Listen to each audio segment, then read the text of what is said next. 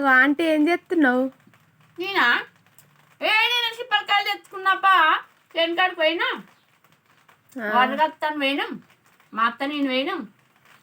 ఆ బోల్డపండు సిప్పలకాయలు ఉండే ఆయన ఏరుకొచ్చినాక పండ్లు మొక్కలేక నాకు పానం అవుతుందా ఏమన్నా కానీ ఆయనతో అగ్గిపెట్టి వేసుకుపోయినా కాల్చుకొని వచ్చినాం. అబ్బా నాకు 2 ఇయ్యవా? నీకా ఏమావుని చాలుతాయి చాలేవనబ్బా అసలు టైంకి వస్తారు అంతా. ఏం చెప్తున్నావు వాళ్ళకి?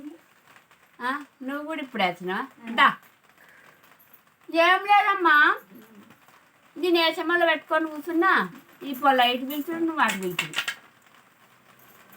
ఏడ తెచ్చుకున్నావు చిప్పకాయలు? సిప్పలకాయలా కాల్చుకున్నా బరగాలు వాళ్ళు రమ్మంటే రాకపోతుంది. మా అత్త నేను పోయినాము ఇక జస్సెబ్బు కలిసినాం. ఆయనతో 40 పొద్దుకు ఇటు తిరుగు 40 పొద్దుకు ఆయన తేరుకొని కాల్చుకొని వచ్చినాం. మరి దంగుతుందా? ఈ తింటే జిట్టే తగ్గుతుంది ముసలు చూస్తుంది దంగుతుందా?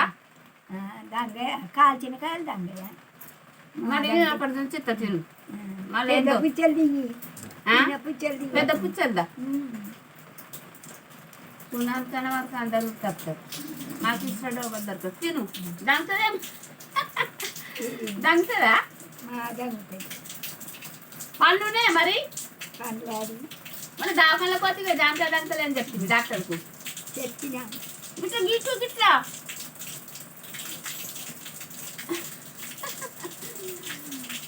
చిప్పలకాయలబ్బా 100 రూపాయలకు 10-20 చెప్పిండు. ఇక మంచిగా శనకాడికి అయినాం మరుస్తూ దొరికినాయి. ఇక పండు మక్కలేక నాకైతే పానం ఆగది. ఇక చిప్పలకాయలు తెచ్చుకొని కాల్చుకున్నాం. మారుస్తూ ఎంత మంచిగా ఉన్నాయబ్బా.